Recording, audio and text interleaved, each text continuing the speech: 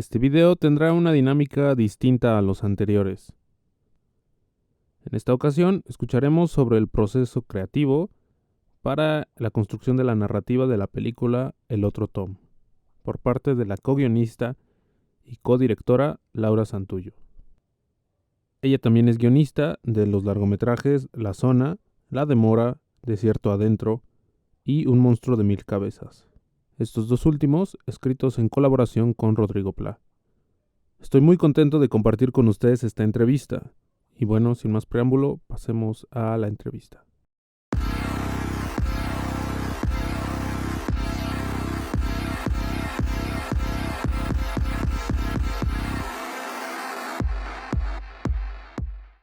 Bueno, primero, pues muchas gracias por estar aquí. Es un honor poder entrevistarte. Y la primera pregunta que quería hacerte era ¿cómo comenzaste a ser guionista? ¿O es algo que siempre quisiste hacer o fue algo que pasó en el camino? ¿Cómo comenzó eso?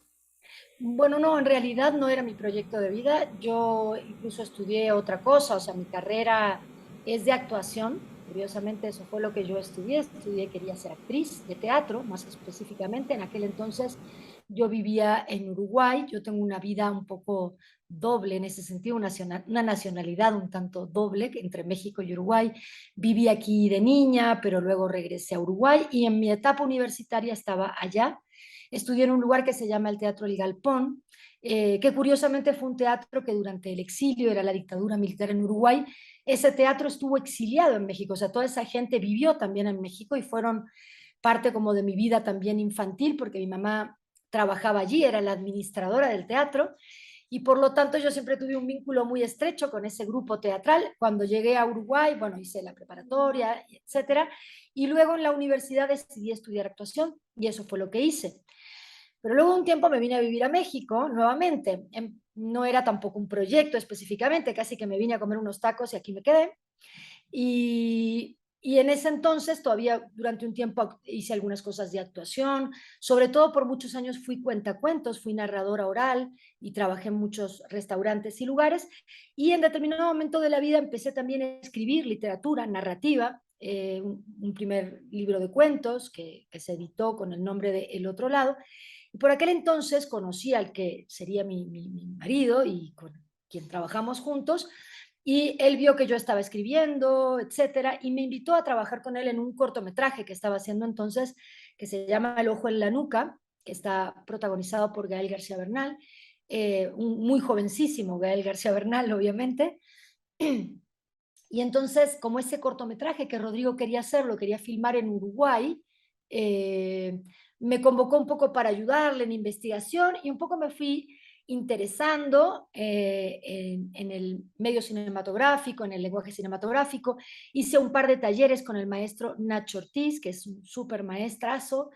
Hice como dos talleres, uno más teórico y otro más práctico, y un poco así una cosa llevó a la otra, sobre todo, luego empezamos a trabajar con Rodrigo en un largometraje que sería Desierto Adentro, y bueno, no fue un plan de vida, pero creo sí que toda mi carrera de actuación fue muy útil para comprender en buena medida la narrativa, para comprender los motores de los personajes, y que creo que todo eso me fue como muy útil también a la hora de pasarme a la escritura, ¿no? Creo que toda la formación teatral fue como de una enorme utilidad y como una puerta también a entender a los personajes y a entender cómo funcionan las historias.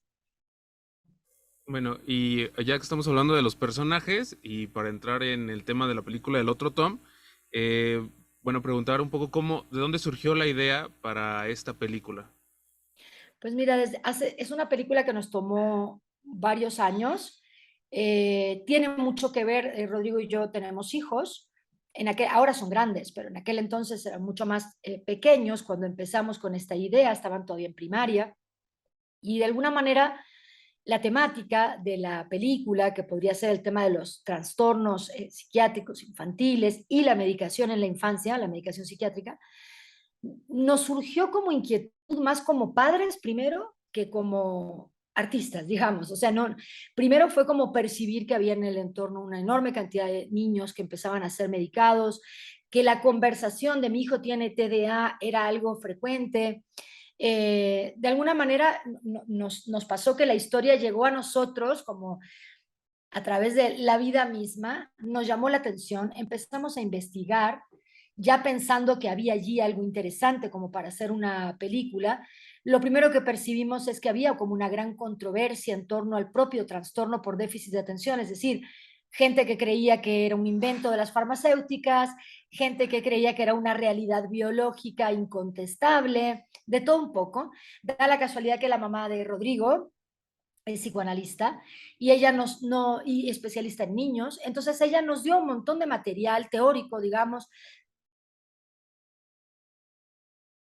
y de ahí fue como, o sea, lo que nosotros percibimos que es un tema interesante para abordar. Nos interesaba esto de que había múltiples puntos de vista y que no todo el mundo creía lo mismo, eso nos parecía muy apasionante e interesante para crear una película.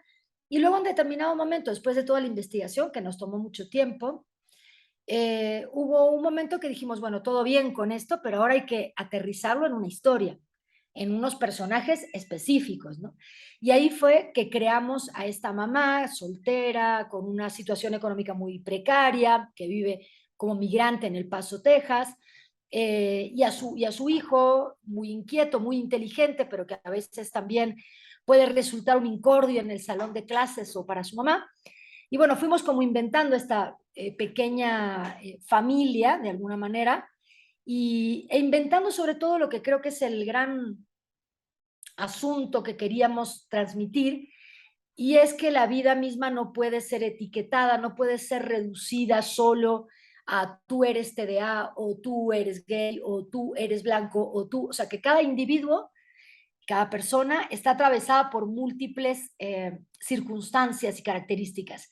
Y por eso, si tú te fijas en la película, lo que tratamos de hacer es que Tom, más allá del rótulo, más allá de la supuesta enfermedad que tiene, es un niño complejo con contradicciones, que a veces se enoja mucho, pero a veces puede ser muy amoroso, un niño que también tiene cualidades para el arte. O sea, procuramos justamente eh, hacia el lado contrario de la simplificación, que a veces es el diagnóstico del TDA, tratamos de hacer una película donde los vínculos y las personas sean complejas.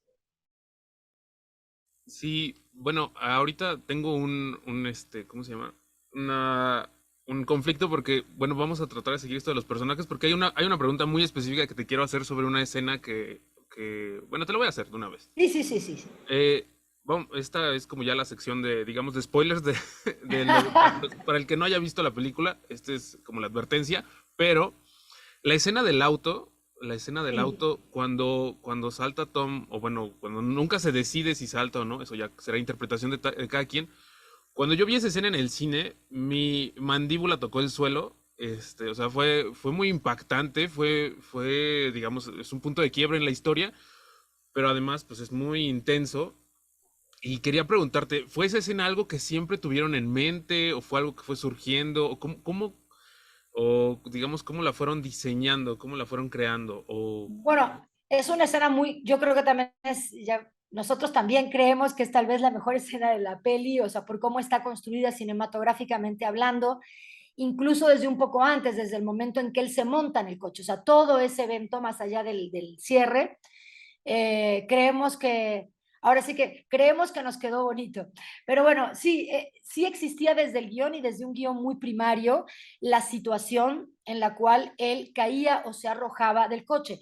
Como necesitábamos ese grado de ambigüedad porque no queríamos dejar claro qué era lo que había ocurrido, nos interesaba dejarlo un poco, como tú dices, a la interpretación del espectador, porque sobre todo no queríamos dar como un punto de vista cerrado, ¿no? De la idea de la medicación provoca esto, pero sí existe la posibilidad de que la medicación haya provocado un intento de autoeliminación y por lo tanto nos parecía que la sola posibilidad bastaba para que la madre se cuestionara lo que está haciendo, aunque nunca lo sepa ciencia cierta, pero el hecho de que pudiera haber sido así ya alcanza para que ella diga, bueno, tal vez el beneficio de la medicación no es lo suficiente como para este tipo de riesgos, ¿no? Entonces, ese era un poco como el concepto que siempre sobrevoló. Entonces, sí la historia, la escena esta en que ella llega con el coche recién comprado a buscarlo y él se enoja porque le había prometido un viaje, etcétera. Sí existe desde siempre, lo que se fue puliendo y retrabajando y que creo que quedó muy padre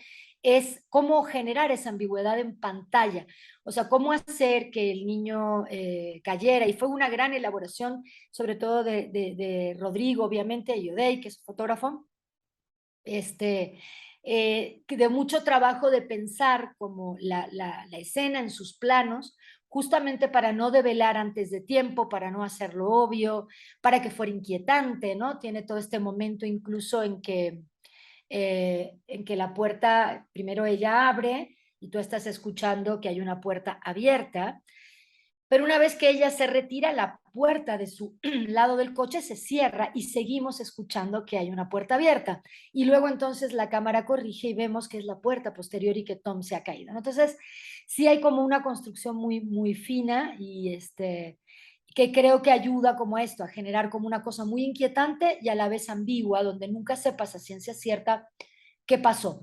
Pero nosotros creemos que la duda basta y quisimos eso, retratar algo que generara la duda razonable de que algo malo había pasado con Tom. Y ahorita justo que mencionas cómo esta escena se construye desde que llega la madre, o sea, yo también lo pienso como desde que compra el coche, ¿no? O sea, desde que le promete que le va a dar un viaje y luego ese dinero se lo gasta en un coche. Y entonces quería preguntarte específicamente sobre el personaje de Elena, porque así como el personaje de Tom es muy complejo, el personaje de Elena, la madre, también es muy complejo, ¿no? Tiene muchas de estas decisiones que después eh, tienen consecuencias que ella no se imaginaba y entonces es como, digamos, un motor, ¿no? Para constantemente lo que le sucede a ambos. Bueno, sí, mira, nosotros en general con Rodrigo siempre procuramos construir a todos los personajes, específicamente a los protagonistas, pero incluso a los secundarios siempre que podemos, tratar de construirlos imperfectamente humanos, en el sentido de que nosotros, como percibimos a la humanidad en general y a la humanidad dentro de una película, es de la misma manera, es decir, las personas somos contradictorias, las personas tenemos buenos y malos momentos, nos equivocamos y nos interesa retratar justamente ese abanico de humanidad. No nos interesa pensar las películas en términos de héroes y villanos, ni de víctimas y victimarios, sino justamente de gente contradictoria que a veces toma buenas y a veces toma malas decisiones. Y generalmente lo hace como al abrigo de que cree que algo es bueno o algo malo, no porque crea estar dañando al otro o lo hacen a propósito, ¿no?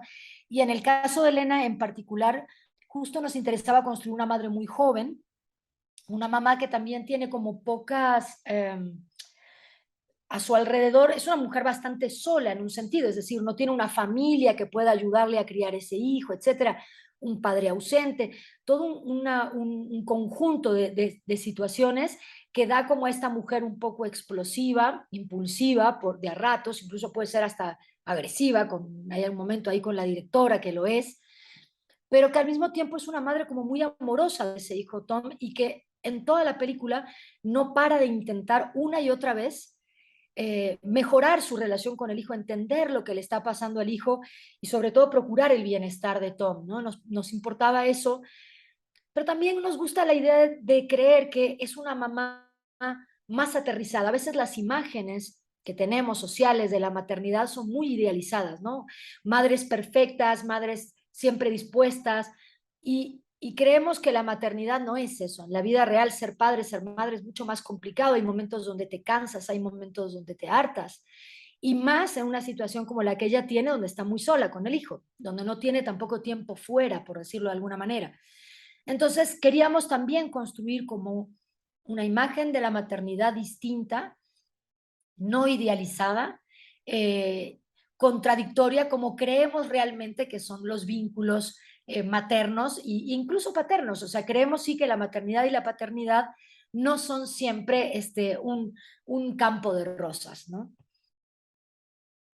Sí, eso, bueno, desde mi punto de vista creo que quedó muy bien representado en la historia.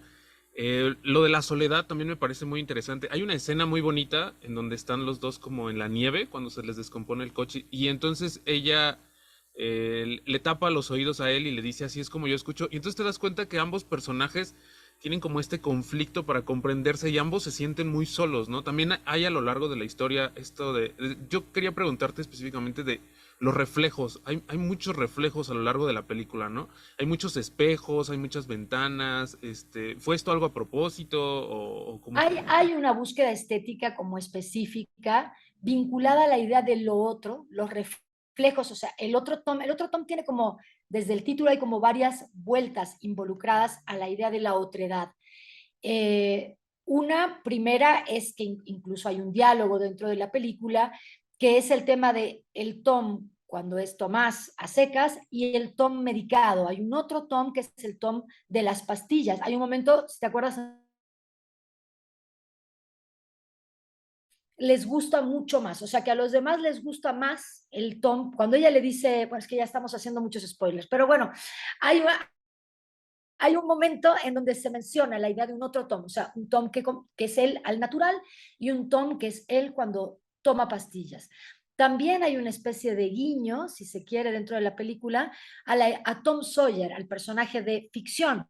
Por eso hay un pequeño momento de una obra de teatro que están representando Tom Sawyer.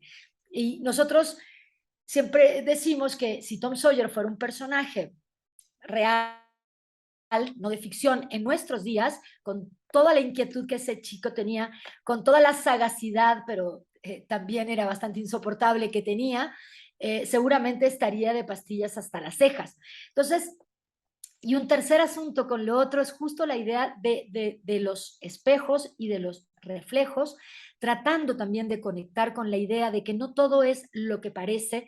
Muchas veces tenemos que mirar dos veces para entender aquello que tenemos enfrente. Y de hecho empieza la propia película con esta imagen de Tom que está medio de espaldas, medio de frente en un espejo, un niño muy pelilargo que por un momento te lleva a pensar es un niño o es una niña, y de alguna manera es jugar con toda esta idea como de los reflejos para fortalecer como la idea de lo otro, de lo reflejado, del otro que eres tú mismo, pero hay más reflejos de ti mismo, que no eres una única pieza, sino que hay la posibilidad de más dentro de ti. No hay una escena incluso en el baño cuando él empieza a tomar las pastillas, donde está como él partido en más fragmentos, siempre como jugar a la idea de que uno es más que una única cosa o un solo rótulo, ¿no? Un poco la función como estética de eso es transmitir esa sensación. Y luego también tiene que ver con que generalmente nos concentramos solo en nuestros dos personajes y dejamos fuera de campo justamente en reflejos a los demás. O a personajes que serían como secundarios, porque nos interesa concentrarnos mucho más en cómo ellos perciben el mundo y cómo ellos lo viven que en los otros. Entonces, de alguna manera queda como fuera del campo de visión o a veces en un reflejo o algo así o en un espejo los otros personajes, ¿no? Un poco por eso son esas decisiones. Sí, bueno, me ganaste la pregunta porque también te iba a preguntar sobre eso, porque muchos personajes no les vemos los rostros muchas veces, ¿no? Están como fuera de cuadro o están volteados. Entonces, eso también es muy, muy padre porque, como dices, te pone en el lugar de ellos, ¿no? Y te pone en la perspectiva pero de manera como emocional y en las sensaciones que tienen los personajes dentro de la película. Y bueno, volviendo a la película, creo que esta fue, si no me equivoco, bueno, tú también dirigiste, ¿no? La película fue una codirección y, Pues mira, es una codirección, ajá, pero en realidad nosotros ya veníamos trabajando como de manera muy estrecha y colaborando tanto para un lado y para el otro. O sea, también en este caso, Rodrigo también es escritor de la película. Eh, pero ya en procesos anteriores, en pantalla, nuestro crédito aparecía, por ejemplo, dirección Rodrigo Pla con la colaboración de Laura Santulo. Ya veníamos ensayando otras fórmulas. Lo que en buena medida ha ido ocurriendo con los años es que cada vez más uno y el otro se va involucrando más en el campo de que naturalmente ocupa Rodrigo en dirección y que naturalmente ocupo yo más en la escritura.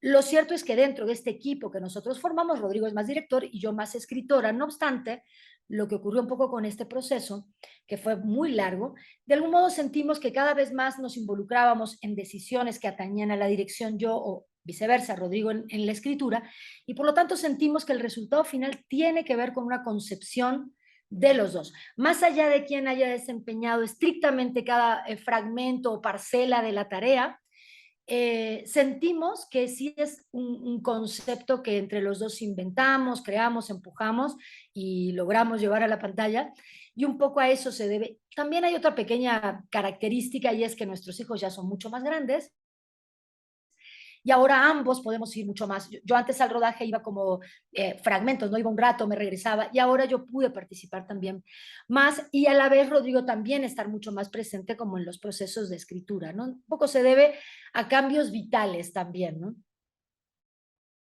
Sí, sí, bueno, lo comprendo perfectamente. Ahora volviendo a spoilear la película a todos los que no la hayan visto, el final, bueno, primero que nada, cuando llegamos a la escena, digamos, a las últimas escenas, me pareció fantástico porque yo conozco ese balneario en Hidalgo, ¿no?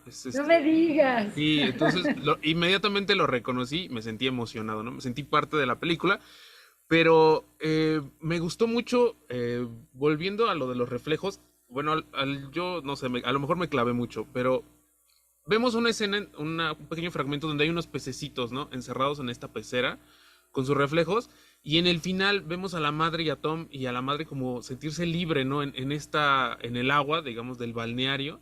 Entonces me pareció muy, no sé, como muy liberador, ¿no? El final me pareció muy conmovedor en ese sentido, pero no sé, quiero escuchar un poco como qué era lo que sentían o qué era lo que buscaban con ese final.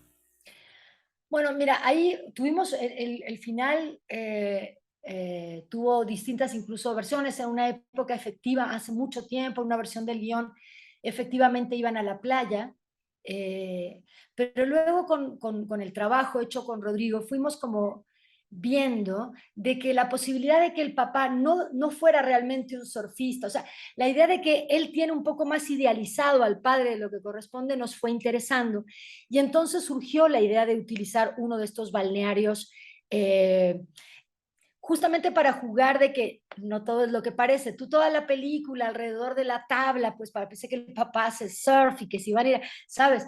Pero al final darle la vuelta y encontrar que el papá trabaja vendiendo inflables en realidad en un, no que no le guste el surf, sí, a él le gustan las tablas y qué sé yo, pero realmente no se dedica a eso propiamente. Y nos gustaba como esa idea nuevamente, porque una y otra vez en la película se juega un poco a la idea de que hay algo más, ¿no? Cuando ya creíste algo, hay otra cosa más. Hay que mirar de nuevo, hay que mirar doble para entender a cabalidad lo que ocurre. Y justo en esa escena, aunque está montada con pequeños cambios sutiles, por decirlo de alguna forma. Primero vemos que Tom está como muy contento de haber llegado, pero luego al final se acompaña un rato con el papá, pero luego vuelve a su mamá, porque su mamá finalmente es su lugar de, es donde él gravita, o sea, su centro de atracción gravitacional siempre va a ser su mamá, su papá, aunque le tiene cariño, etcétera, es más un extraño que su madre, que es con la que convive, aunque se pelee mil.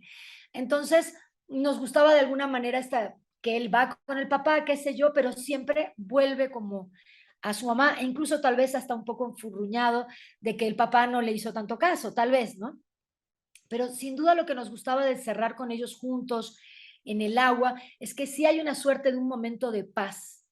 No nos interesaba hacer un momento de final feliz, porque en realidad los vínculos familiares no tienen finales felices, ni finales de ningún, o sea, no tienen finales. Los vínculos familiares generalmente son pequeños cambios. Un día nos enojamos, mañana nos amigamos, y eso no significa que nunca más vayamos a enojarnos. Podríamos enojarnos después, ¿no? Entonces, pero sí nos gustaba la idea de que hay un momento de remanso y un momento de paz, y tal vez todo el momento, el gran momento en que van a buscar al papá, sea de alguna manera una nueva comprensión entre ellos, una nueva manera de estar, ¿no? Cuando ella entiende de algún modo que su hijo necesita que ella cumpla esa promesa que hizo y necesita ver a su papá, ¿no? Entonces, un poco esa era la intención, ¿no? Pero es eso, como un momento de paz.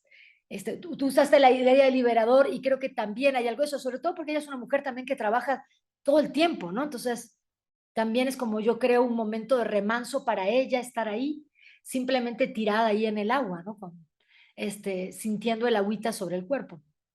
Sí, fantástico final. O sea, me pareció muy bueno por todas las emociones que provoca, ¿no? Porque además es catártico en el sentido de, es bueno, el coche que ella compró con el dinero que era para el viaje y luego con el que ocurrió lo de la caída y entonces con ese mismo coche lo voy a llevar ahora sí a cumplir el viaje. O sea, es como esta promesa finalmente cumplida, ¿no? Tal cual. Bueno, y a nosotros nos gustaba pensar eso también, que más allá de ver al padre, que es importante, por supuesto, para él, pero sobre todo es importante que ella pasa a cumplir la promesa, o sea, más allá, o sea, es ver al papá, evidentemente, pero también es cumplir aquello que se ha prometido, y eso también modifica el vínculo, ¿no? Ok. Bueno, y ya nada más me queda una última pregunta y era, ¿qué es lo que sigue? O sea, ¿tienes algún otro proyecto en puerta? ¿Ya estás pensando en otra idea? ¿Ya estás pensando en otra película? ¿O qué es lo que sigue? Pues mira, tenemos un par de proyectos con Rodrigo. Bueno, yo también estoy haciendo otras cosas, a veces más por encargo, pero de lo que tenemos ahora sí que en casa, este, fíjate que tenemos dos proyectos, uno más cercano en el tiempo, en el sentido que lo tenemos más avanzado, que es basado en una novela mía, pero que es infantil. Tenemos un proyecto que queremos hacer para niños que se llama Llegaron con el viento. La novela está publicada por Edelvives en México y en Argentina y pues ese es el proyecto que tenemos más avanzado en el sentido de que ya tenemos el guión, carpeta, bueno, y ahorita estamos como en la etapa de financiamiento.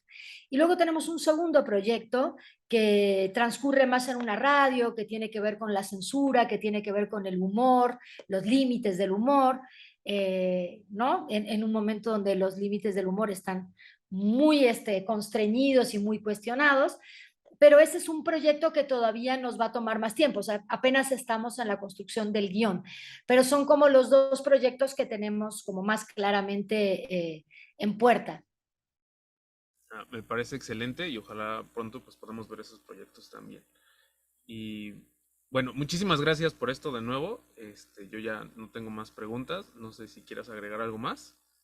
No, pues bueno, ojalá, eso, que ojalá siempre pienso, si alguien está mirando esta entrevista, que se hagan la posibilidad y el tiempo para ver películas. A veces hay películas que no son las más conocidas, las que llegan a todas las plataformas, pero pueden haber conversaciones interesantes en esta película y en otras, como abrir un poco la posibilidad de ver cinematografías distintas, ¿no? Que a veces siento que cada vez se está estrechando más y que vemos solo la peli más vista de tal o cual plataforma. Y también es interesante pensar que hay historias para ver, para escuchar y para conversar en otros sitios, ¿no? Si les gustó el video, consideren suscribirse al canal y muchas gracias por verlo.